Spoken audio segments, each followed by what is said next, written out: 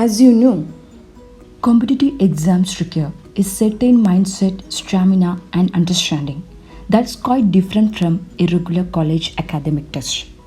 You probably have scored highest in your academic test, but it means so little if you don't have the skill to crack a competitive exam.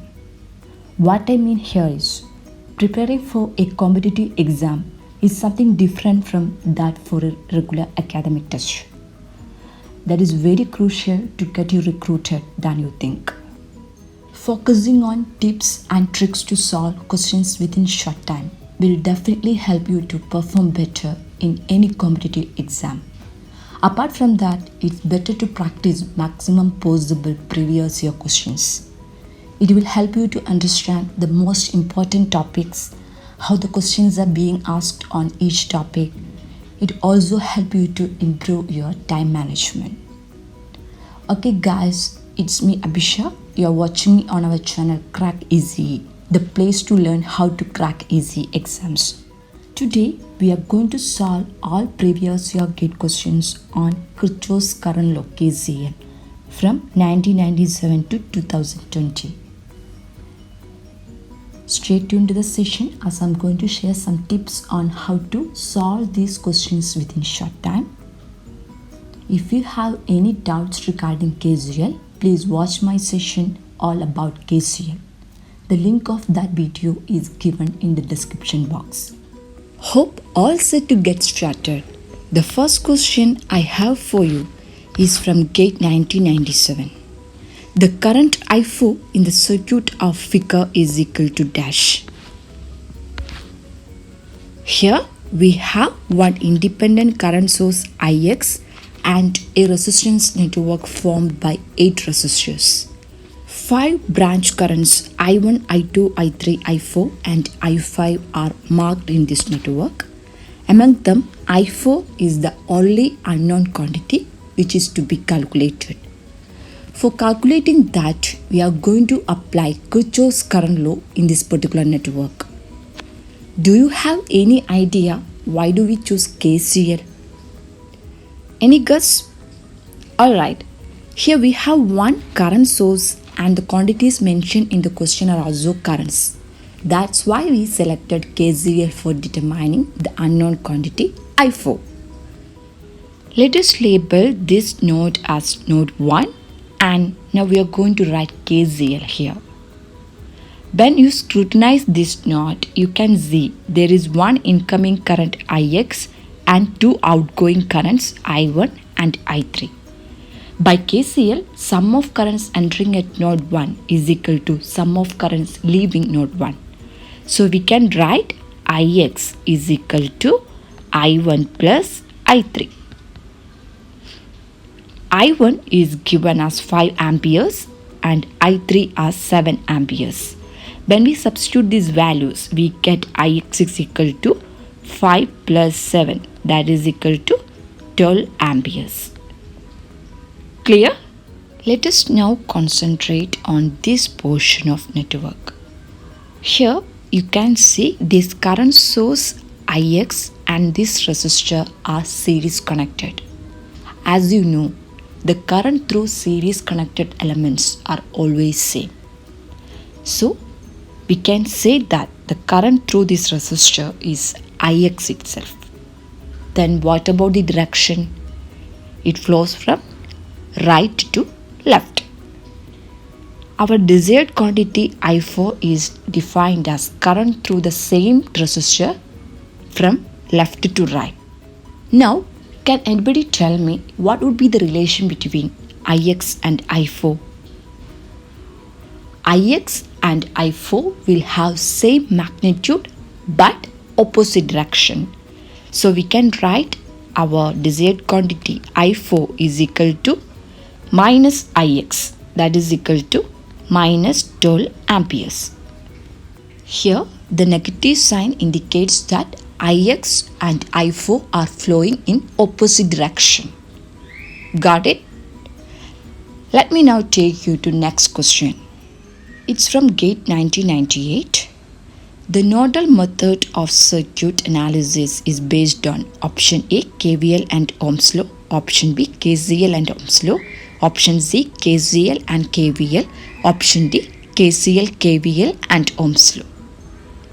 It's a direct question, isn't it? As you know, nodal analysis is based on KCL and Ohm's law. So our answer is option B KCL and Ohm's law.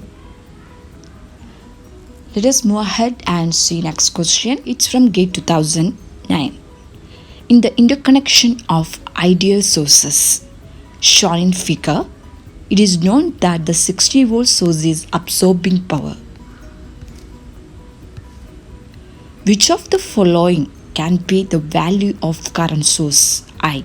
Option A 10 amperes, option B 13 amperes, option C 15 amperes and option D 18 amperes. Here we have two ideal independent current sources I amperes and 12 amperes and two ideal independent voltage sources.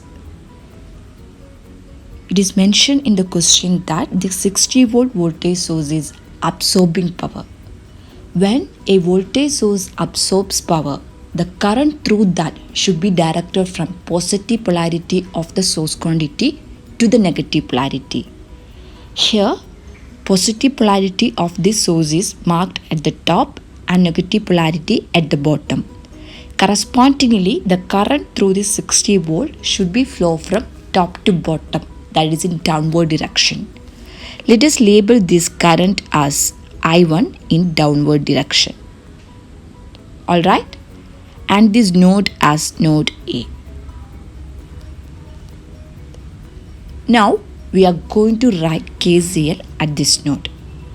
At this node we have two incoming currents I and I1 and one outgoing current 12 amperes.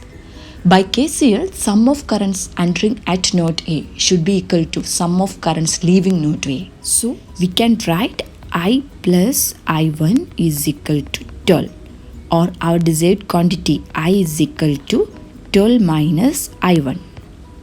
From this expression, we can see that the value of desired quantity I should be less than 12. Why it is so? Any guess? What happens if I becomes greater than 12? If I becomes greater than 12, it's not possible to satisfy assumed directions of current. We assume downward direction for current I1 since it is mentioned in the question that 60 volt ideal independent voltage source absorbs power. So, if the assumed directions are not possible, we are not satisfying the conditions mentioned in the question. In conclusion, we can say that value of I should be less than 12. Now you look at these options. Option A 10, option B 13, option C 15, option D 18. Option A is the only value which satisfies I less than 12. So our answer is option A, 10 amperes. Got it? Let's go for next question. It's from GATE 2013. The current IS in amperes in the voltage source and the voltage Vs in volts across the current source respectively are. This is the network. Four options are given. Option A 13 minus 20, option B 8 minus 10, option C minus 8 20, option D minus 30 20. Let us first analyze the network. Here we have one independent current source 2 ampere, one independent voltage source 10 volts and 3 resistors. Vs is the voltage across this 2 ampere current source and Is is the current flowing through this 10 volt source in downward direction. We are supposed to calculate the values of these two quantities Vs and Is. For determining these two unknown quantities, we are going to apply KCL in this network. Let us first focus on this node. At this node, we have 3 branches and correspondingly 3 branch currents. So our first task is to find out the value of these three branch currents. Alright? First you look at this 5 ohm resistor. This 5 ohm resistor and this 2 ampere current source are connected in series. As you know, current through series connected elements are always same. Hence, the current through this 5 ohm will be 2 ampere itself in upward direction. So we can mark this branch current as 5 amperes. Alright. Now you look at this 1 ohm resistor. This 1 ohm resistor and this 10 volt source are parallel connected. Voltage across parallel connected elements are always same. So the voltage across this 1 ohm resistor is 10 volt with positive polarity at top and negative polarity at the bottom. Correspondingly, the current through this 1 ohm can be written as 10 by 1, that is 10 amperes in downward direction. Alright. By KCL, sum of currents entering at a node is equal to sum of currents leaving that node. So, for satisfying this condition, the current through this third branch should be 8 amperes in upward direction. Got it? Okay. Now you look at this node. At this node also we have 3 branches and correspondingly 3 branch currents. One branch current is already obtained as 8 amperes, so we have to find out the values of other 2 branch currents. Alright. This 2 ohm and this 10 volt sources are parallel connected. Hence the voltage drop across this 2 ohm will be 10 volt with a positive polarity at the top and negative polarity at the bottom. Correspondingly, the current through this 2 ohm will be 10 by 2, that is 5 amperes in downward direction. Thus at this node we have 3 outgoing currents. So we can write Is plus 8 plus 5 is equal to 0. That is Is is equal to minus 13 amperes. Alright. Now you look at this 5 ohm resistor. This 5 ohm resistor and this 2 ampere current source are series connected. Hence the current through this 5 ohm should be 2 amperes in upward direction. Correspondingly, the voltage drop across this 5 ohm will be 5 into 2, that is equal to 10 with polarity mark plus minus. Vs is the voltage across this 2 ampere current source, and when we write KVL equation for this first loop, we get minus Vs plus 10 is equal to 0, or our desired quantity Vs is equal to 20 volts. Alright. Thus we obtained our desired quantities. Is is equal to minus 13 amperes and Vs is equal to 20 volts. So our answer is option D. Got it? Moving on to next question. In the circuit shown, the voltage Vx in volts is dash. This is the network. Here we have one independent current source 5 amperes and 2 dependent sources, one dependent voltage source and one dependent current source. Both of these dependent sources have same controlling variable, that is Vx, which is defined as voltage across this 20 ohm resistor. This Vx is the quantity to be calculated. When we scrutinize this network, we can see there are 3 nodes. This is our first node, this is second node, and this is third node, which is taken as reference node since it is having maximum number of connections. Here we have one independent current source 5 amperes and 2 dependent sources, one dependent voltage source and one dependent current source. Both of these dependent sources have same controlling variable, that is Vx, which is defined as voltage across this 20 ohm resistor. This Vx is the quantity to be calculated. When we scrutinize this network, we can see there are three nodes. This is our first node, this is second node, and this is third node, which is taken as reference node since it is having maximum number of connections. Now you look at this node. This 20 ohm resistor is connected between this node and reference node. Vx is given as voltage across this 20 ohm. Correspondingly, this node voltage becomes Vx itself. On the other hand, a dependent voltage source is connected between this node and reference node. Correspondingly, the source quantity of the dependent voltage source becomes the node voltage here, that is 0.25 Vx. Clear? Now we are going to write KCL at this node. At this node, we have one incoming current 5 ampere, one outgoing current 0.5 Vx, and two unknown currents.